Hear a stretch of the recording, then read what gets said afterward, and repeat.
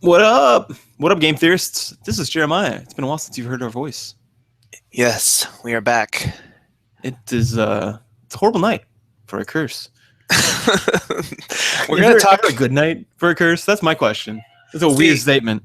for those of you listening in the future. Today is the day that we celebrate a famous figure who died but keeps coming back over and over again. Ah, We're you're talking talking about Jesus, right? no, we're talking about Dracula, Dracula.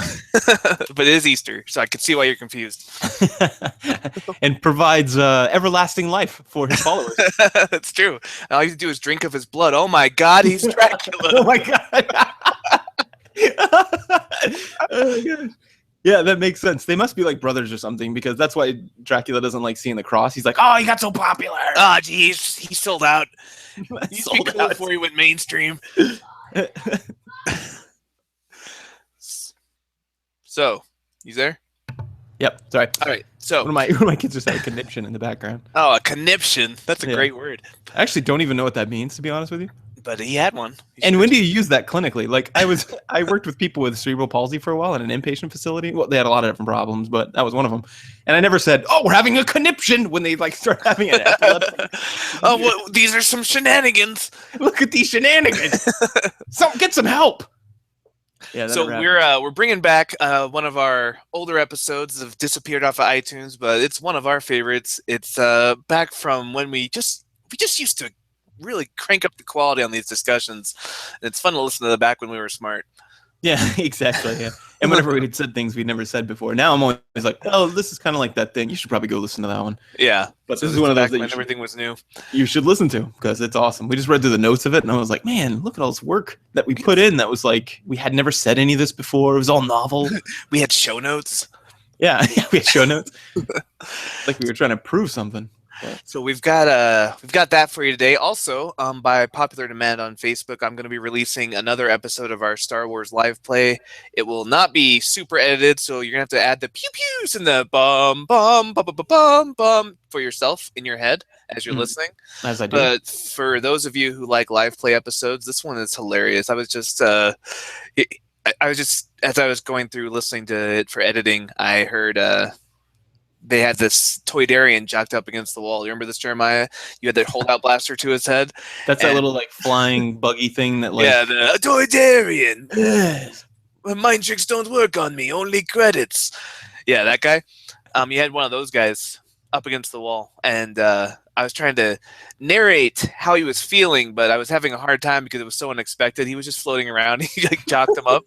So I was like, he looks really nervous, like he's about to be murdered. And John goes, that's exactly the right level of nervous he should be at right now. Yeah, because we didn't. The thing is, when we made our characters, okay, so I always fill. This is what they call it in MOBAs, filling, right? It's like where everybody picks whoever they want, and then you have to play whatever the team needs, right? It's in MOBAs they call filling. You're always like, oh, you guys pick whatever I'll fill. That's like me in every fucking D&D game ever. So this is one of them. This only happened twice in all of history, but this was one of them where I was like, no, fuck it. I'm going to play the guy I want to play. I've got a guy in mind that I'm really passionate about, and I want to play that guy. So I did. So we had no face man, nobody like, smooth. Yeah, no Han Solo, or maybe lack of Han Solo, because he actually was horrible at it. But nobody that could talk their way out of things, right? So it was just like guns, just tons of fun with guns. That was the name of our group.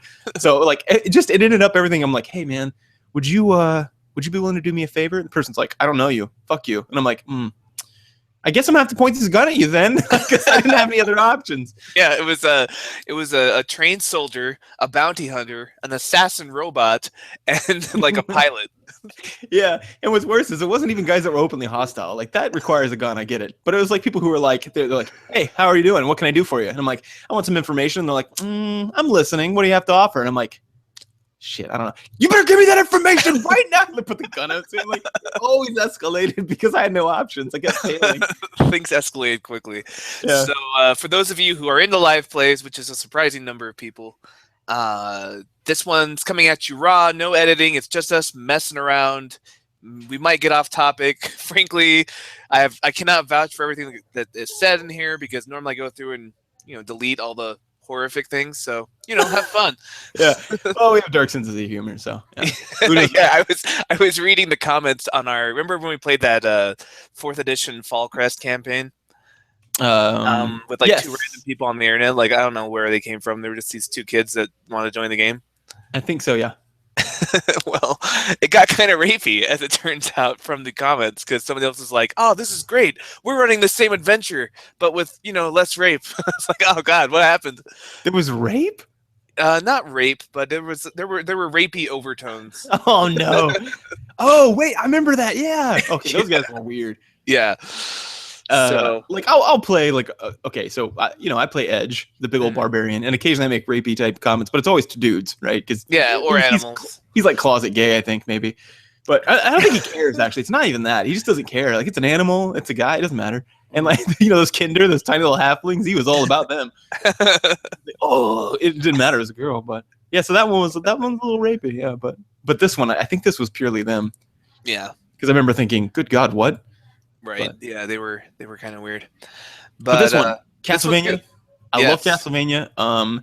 It is one of my favorite kind of storylines. It was one of my first video games I spent a lot of time in because I went to my uncle's house and he had an NES and he had Simon's Quest, not even the first Castlevania. As far as I'm concerned, that's the first Castlevania. And so I played that thing and it is so hard, David. It's so hard. Those games are so hard. I went back and I've played it so many times since then because something about playing Simon Belmont running around collecting bits of Dracula is just like my childhood. So I'm playing this game and I'm like, there's no instruction. Like there's one part where you have to go, oh, what is it? Buy laurels and then crouch for like 5 seconds. Yeah, like hit the wall with your or some nonsense. Yeah, exactly. And of course, this was before the internet. So like I had to buy this. I got the little holy water and I'm just throwing it everywhere, walking around. Every piece of that tile got some holy water on it.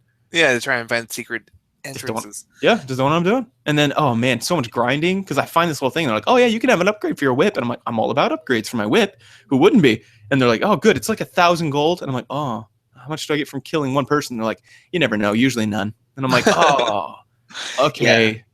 Yeah, it was a really poorly designed game, but that soundtrack though. Oh, so good. I love it. So we put some of that in our intro and outro and bumpers in there too. I like this episode a lot. Great. So without further ado, throwback Easter Sunday, we've got Castlevania coming at you. Rising from the Dead.